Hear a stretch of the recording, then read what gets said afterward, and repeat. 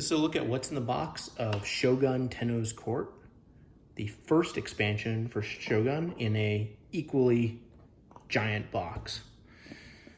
Let's see here. So we have the rules for the Samurai expansion in English and German.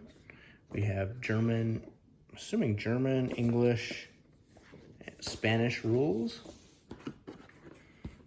We have the, I'm assuming the Tenno's Court. Some punch boards with, I guess, actions on them. Some giant samurai figures, it looks like. So I'd say samurai.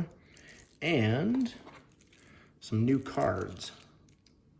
Yes, you can see video rules for it, but basically new cards. I think it adds different actions and then the samurai cards to the game. So there you have it. That's what's in the box for Shogun Tenno's Court.